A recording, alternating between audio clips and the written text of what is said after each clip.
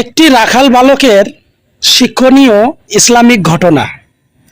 অনেক আগের কথা। এক ধনাঢ্য ব্যক্তি ছিল, যার স্ত্রী সন্তান বলতে কেউ ছিল না। একদা রাত্রে তিনি তার সকল কর্মচারীকে খানার দাওয়াত দিলেন। আহার শেষে প্রত্যেকের সামনে রাখলেন এক কফি, কোরআন ও আরেকটি টাকার থলি। অতঃপর তিনি তাদেরকে যে কোনো একটি বেছে নিতে বললেন। সর্বপ্রথম তার প্রহরী এগিয়ে আসলো, তাকে বললেন, বেছে নাও।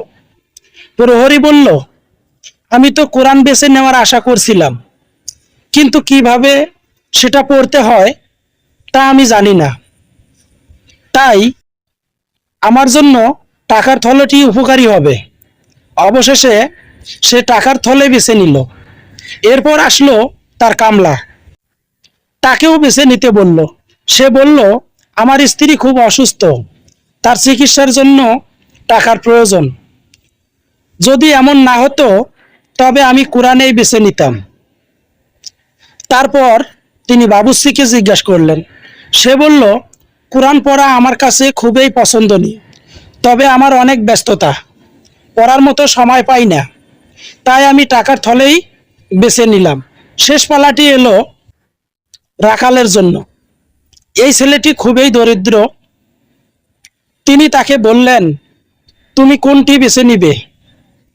রাখাল উত্তর দিল, এটা সত্য যে আমি দরিদ্র, তবে আমি কোরআনেই বেছে নিব, কারণ আমার মা আমাকে বলেছিলেন, মহান আল্লাহর কাছের থেকে পাওয়া একটি শব্দও সোনার চেয়েও দামি ও মধুর চেয়েও মিষ্টি।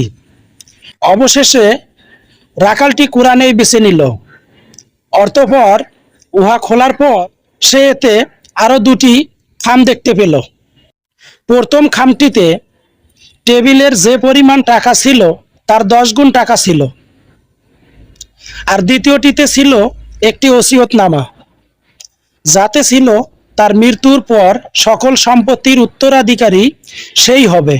অতঃপর ধনাঢ্য লোকটি তাদেরকে উদ্দেশ্য করে বললেন, যে ব্যক্তি আল্লাহ তাআলার প্রতি সুধারণা রাখে, আল্লাহ তাআলা তাকে বঞ্চিত করেন না। এমন ইসলামিক সুন্দর গল্প পেতে চ্যানেলটি এখনই সাবস্ক্রাইব করুন আর ইসলামিক গল্প শুনুন। সবাই ভালো থাকবেন, সুস্থ থাকবেন। আল্লাহ হাফেজ।